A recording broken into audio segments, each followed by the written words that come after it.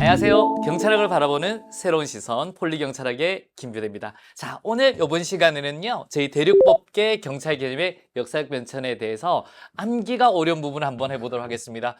자, 여러분 원래 대륙법계 경찰 개념은요, 나날이 축소가 됩니다. 개념이 굉장히 많이 바뀌었는데, 이렇게 많은 국가행정의 일을 하는데 과거 옛날에는 우리 폴리시아, 우리 일체의 정치를 말했고요. 그 다음에는 이제 중세는 교회 행정을 제외. 그 다음에 이제 베스트팔렌 조약 이후에는 경찰국가, 그 다음에 시민혁명 이후에 법치국가, 2차 세계대전 이후에 이렇게 되는데 경찰의 개념이 점점 줄어드는데 출제는 어디서 되느냐?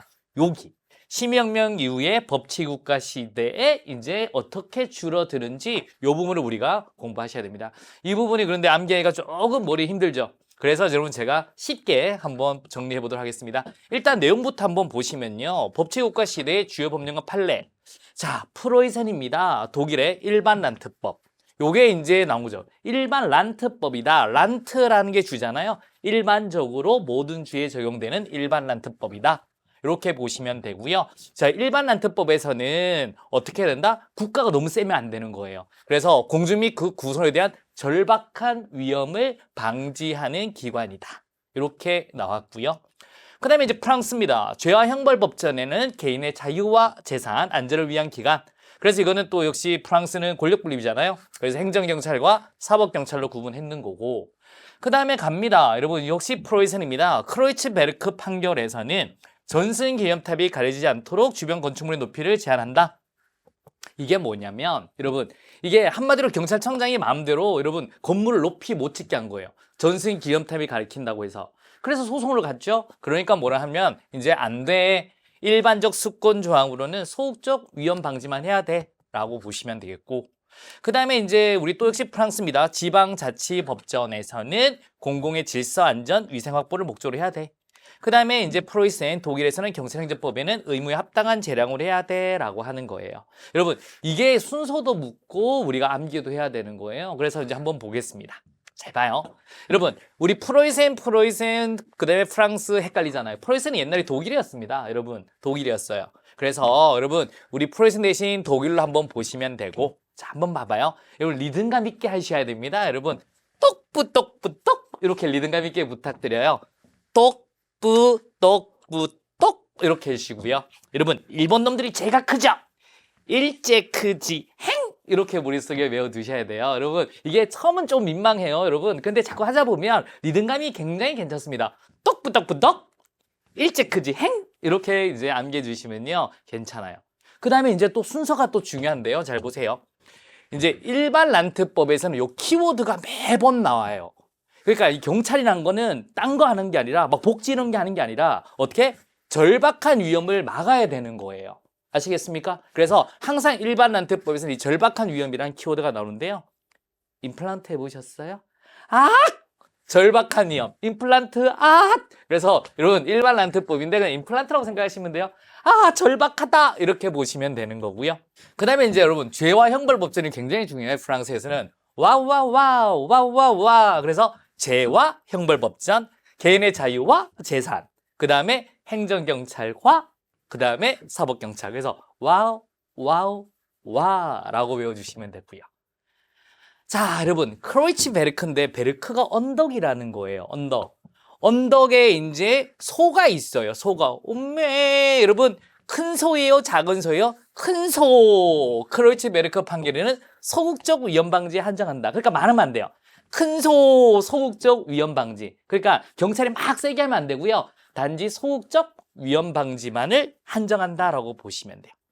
저 손 씻고 왔거든요. 여러분 스스로 위생의 책임지자. 여러분 지방자치법전에서는 이 위생을 물어요. 위생은 항상 경찰 업무에 들어간다. 그래 스스로 위생해야 되죠. 알겠나 행님아. 행님은 재량이 있어야 되는 거예요.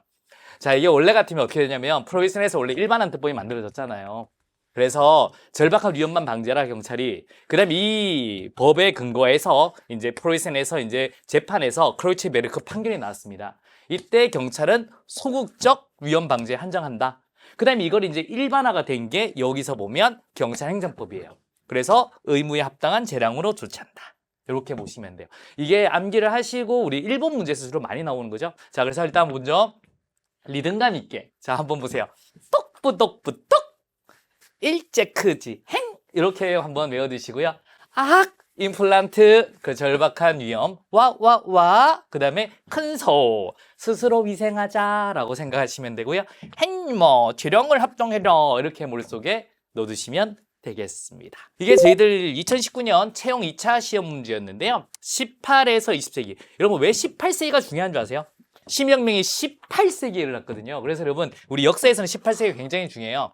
18세 2세기 독일과 프랑스에서의 경찰 개념 형성 및 발달 과정에 관한 설명으로 가장 적절하지 않는 것은요? 자, 1번입니다. 경찰 개념은 소극적 질서 위주로 제한하는 주요 법률과 판결을 시간적 순서대로 나열하면 그래서 우리 외웠죠. 뭐라고? 똑부똑부똑 이런 프로이센을 독일로 생각하면 된댔죠. 똑부 똑부 똑 그러면 뭐요? 일제 맞죠? 크지 행 이렇게 생각하시면 돼요. 아시겠습니까? 그래서 우리가 떡부떡부떡 일제 크지 행 이렇게 보셔야 돼요.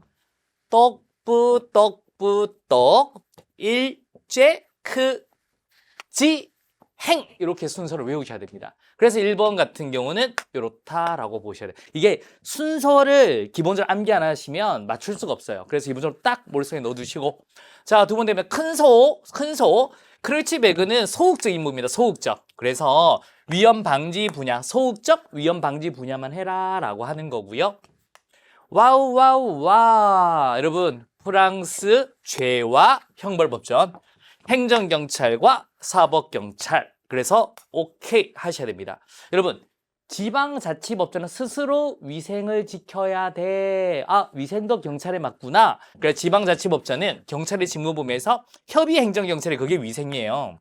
이건 나중에 제가 수업 시간에 또 자세히 할 건데 협의의 행정경찰 위생을 제외시킨다. 논논논요 위생을 제외시키지는 않습니다. 그 위생이 포함됐죠. 그래서 정답은 몇 번? 4번이 되겠습니다. 여러분 이게 좀 복잡할 것 같은데 그냥 단순히 외워두면요 이제 시험 되면 그냥 기억나요. 여러분 제 목소리가 들립니다. 자, 똑부떡부떡 일제 크지행 임플란트 악 절박한 이렇게 또 생각해 주시고 큰소 행리마 재량이 합당해라 이렇게 생각하시면 되겠습니다. 자, 오늘 이거 한번 정도 머릿속에 딱 넣어두시고요. 이제 저희 또 다른 테마에서 뵙도록 하겠습니다. 다음 테마 주세요.